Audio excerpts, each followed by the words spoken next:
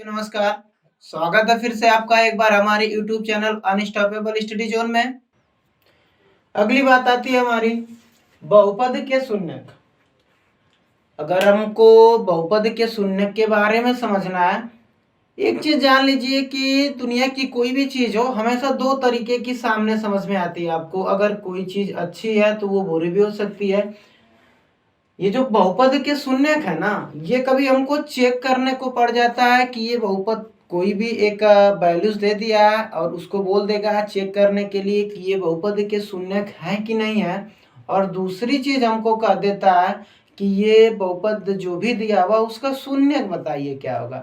अब सवाल ये है कि अगर बहुपद के शून्य को चेक करना है या फिर बहुपद के शून्य को निकालना है तो हमको जानना तो पड़ेगा एटलीस्ट कि ये बहुपद का शून्यक होता क्या। अगर हम आपको बहुपद के शून्यक के बारे में कुछ बताने की कोशिश करें और आप पूछें, मैं पूछूं ये बहुपद का शून्यक होता क्या है, कुछ नहीं होता। ये जो बहुपद का शून्यक होता है ना, कोई भी बहुपद जो हमको लिखा हुआ एक्स वाई जेड जो भी उसमें अननोन क्वांटिटी जो ये जो शून्यक होता है ना, उस अननोन क्वांटिटी की वैल्यू होती है। यानी कोई एक्स या वाई जेड जो भी अज्ञात राशि है उसका कोई एक ऐसा मान होता है जिसको कोई भी एक ऐसा मान है जिसको हम x के प्लेस पे रख देना तो उस पूरे के पूरे बहुपद की वैल्यू क्या हो जाएगी, 0 हो जाएगी। अगर ऐसा हो गया तो जो भी अननोन क्वांटिटी हमारी हुई x y z जो भी अननोन क्वांटिटी हो उस अननोन क्वांटिटी की जो वैल्यू आ रही होती है उसी को बोलते हैं बहुपद के शून्य। जैसे मैं आपको बोर्ड पे एक बहुपद लिखूं पी एक्स बराबर ए एक्स प्लस बी, ये जो हमारा बहुपद है ax प्लस बी, अगर इस बहुपद ax प्लस बी का हमको शून्यक निकालना है तो हमने कहा शून्यक कुछ और नहीं है। ये जो शून्यक है ना, जो भी हमारी अज्ञात राशि है, यानी यहाँ पे हमारी जो अज्ञात राशि है वो है x और ये जो शून्यक है x की कोई वैल्यू होगा, लेकिन एक ऐसा वैल्यू होगा जहां हम x के जगह पे पूरे के पूरे x के मान को रखें इस बहुपद में, तो इस पूरे के पूरे बहुपद के मान को क्या कर देगा, 0। अगर ऐसा हुआ कोई x का मान उस पूरे के पूरे बहुपद के मान को 0 कर दिया तो उस x के मान को ही क्या कहते हैं हम, बहुपद का शून्य।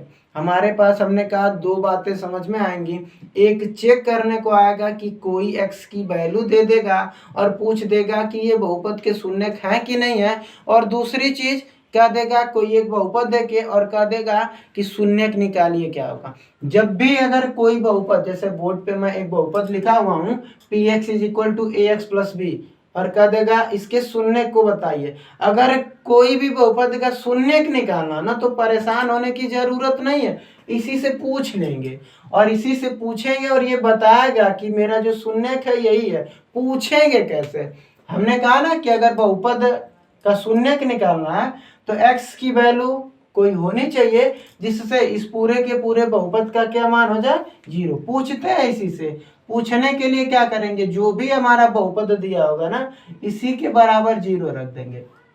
अब हमारा जो बहुपद ध्यान से देख रहे हैं p of x is equal to a x plus b है, हमने कहा इसी से पूछ लिया, इससे जब पूछा तो कहा मेरे बराबर 0, हमने रख दिया 0 और पी एक्स के जगह पे अब रख दीजिए A x plus B is equal to क्या हुआ, 0। और बाकी के जो हम नियम कायदे जानते हैं सिर्फ x की वैल्यू को फाइंड करेंगे और जो भी x की वैल्यू होगी वो हमारा हो जाएगा बहुपद का शून्य।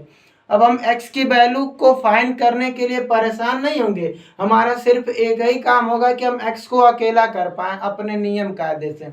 जैसे अगर यहाँ कोई चीज प्लस में है बराबर के उधर जाते हुए वो माइनस में हो जाती है, यहाँ ए एक्स इज इक्वल टू क्या हो गया, माइनस बी।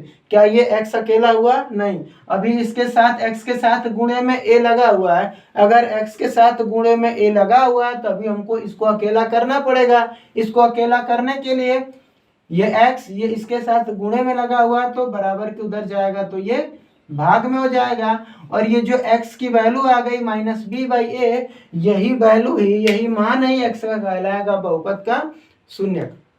यानी अगर हमको किसी भी बहुपद का शून्यक निकालना हो तो परेशान होने की जरूरत नहीं है। जो भी बहुपद दिया होगा बार बार इसी से पूछ लेंगे, और इसी से पूछेंगे कैसे, जो भी बहुपद दिया उसी के बराबर रख देंगे जीरो, और जीरो रखते ही कोई ना कोई हमको एक इक्वेशन मिलेगा, कोई ना कोई एक समीकरण मिलेगा, और उस समीकरण को हल करके हमारा बस सिंपल सा एक काम होगा, एक्स के मान को निकालना। जैसे ही हम x के मान को निकालेंगे हमको तुरंत पता चल जाएगा कि इस पूरे के पूरे बहुपद का शून्यक क्या है। जैसे बोर्ड पे मैं कुछ और एक सवाल लिख दूं और कह दूं आपसे शून्यक निकालने के लिए, आप बहुत ही आसानी के साथ शून्य को फाइंड कर सकते हैं, कोई दिक्कत नहीं है शून्य फाइंड करने में। जैसे मैं एक बहुपद लिख दूं p of x is equal to 5x + 10, और अगर इस बहुपद का हमको शून्यक निकालना हो तो शून्यक निकालना आसान, हमने कहा कुछ नहीं करना है, परेशान होने की जरूरत नहीं है। जिस भी बहुपद का शून्यक निकालना हो इसी बहुपद से पूछ लेंगे। पूछेंगे कैसे, इसी के बराबर क्या रख देंगे, जीरो। हमने पी ऑफ एक्स के बराबर रख दिया जीरो, और पी ऑफ एक्स बराबर क्या है, 5x + 10, यानी इसके बराबर हम ये भी तो रख सकते हैं, बिल्कुल। और यहाँ से हम निकाल लिए वैल्यू x की, ये प्लस है बराबर के उधर जाएगा तो क्या हो जाएगा माइनस, ये x -10/5। ऐसे ही आप किसी भी बहुपद का शून्यक निकाल सकते हैं। अगर किसी भी बहुपद का शून्यक आपको निकालना है तो शून्यक निकालने के लिए आपको कुछ भी करने की आवश्यकता नहीं है, बार बार इसी बहुपद से पूछ लेंगे और उसी बहुपद के बराबर रख देंगे जीरो, और जीरो रखने के बाद हमारा एक ही काम होगा, x की वैल्यू को फाइंड करना, चाहे जैसे।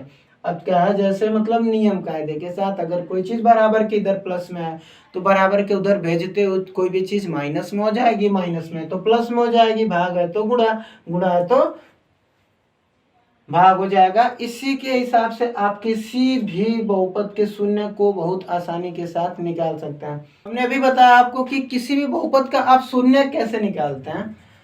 हमने कहा अगर किसी भी बहुपद का शून्यक निकालना हो तो जो भी बहुपद गिवन है ना, जो भी बहुपद दिया था उसके बराबर जीरो रख के और उसके बाद x की वैल्यू को फाइंड कर देते हैं। अब हमारी कहानी है कि कैसे हम चेक करेंगे कि कोई भी x का मान दे दिया होगा और कह देगा कि इस बहुपद का शून्यक है कि नहीं। जैसे मैं एक बहुपद लिख दूं p of x is equal to 3x + 5 और कह दूं x बराबर 2, इस बहुपद का शून्यक है कि नहीं है। आप जांच करके बताइए कि ये जो एक बहुपद लिखा हुआ बोर्ड पे px is equal to 3x + 5, इस बहुपद का ये जो x इज इक्वल टू 2 है, ये शून्यक है कि नहीं है। हमने कहा अगर शून्यक निकालना हो, शून्यक निकालना अलग बात है, तो शून्य को चेक करना, जांच करना अलग बात है। हमने कहा कि अगर शून्य को निकालना है तो जो भी बहुपद दिया होगा उसके बराबर जीरो रखिए और x के मान को निकालिए।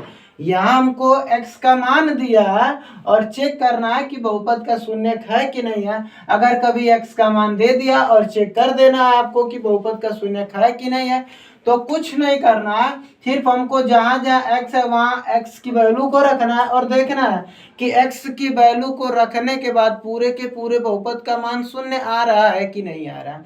अगर पूरे के पूरे बहुपद का मान शून्य आ गया तो जो भी x का मान दिया हुआ होगा वो बहुपद का शून्यक होगा, और अगर शून्य नहीं आया तो बहुपद का शून्यक नहीं होगा। जैसे यहाँ हमको दिया हुआ p of x is equal to 3x + 5, हमको चेक करना है x इज इक्वल टू 2 को, कुछ नहीं करना है, जहाँ जहाँ x है वहां रख दिया हमने 2।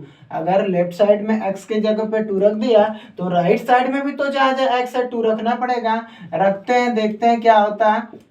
अब देखिए p of 2 is equal to 6 + 5, p of 2 is equal to 11, और ये जो पी ऑफ 2 है ये जीरो के बराबर नहीं है।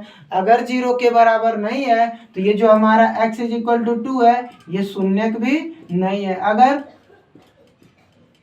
अगर कभी ऐसा होता कि जो भी x की वैल्यू है उसको रखने पर पूरे के पूरे बहुपद का मान जीरो आ जाता, अगर पूरे के पूरे बहुपद का मान शून्य आ जाता तो हम कहते हैं कि जो x का मान है वो बहुपद का शून्यक है। जैसे एक और बोर्ड पे मैं क्वेश्चन लिखूं, जैसे मैं लिख दूं p of x is equal to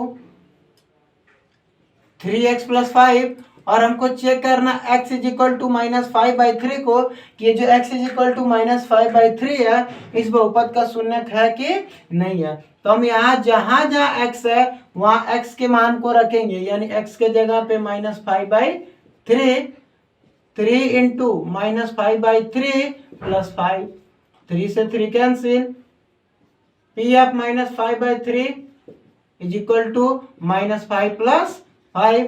अब p of -5/3 is equal to क्या हो गया 0। अब ये जो p of -5/3 is equal to 0 आ गया, अगर ये 0 आ गया तो ये जो भी हमारा x की वैल्यू है, जो भी x का मान है -5/3, ये शून्य का होगा। हमने कहा कि अगर शून्य चेक करना हो तो शून्य चेक करने के लिए जो भी x की वैल्यू गिवन होगा, जो भी x की वैल्यू दी गई होगी, उसी x के मान को हम बहुपद में रखेंगे। और रखने से सिर्फ यही तो चेक करना कि रखने के बाद पूरे के पूरे बहुपद का मान शून्य आ रहा है कि नहीं आ रहा। अगर पूरे के पूरे बहुपद का मान शून्य आ रहा है तो शून्य को होगा, और नहीं आ रहा है तो शून्य नहीं होगा।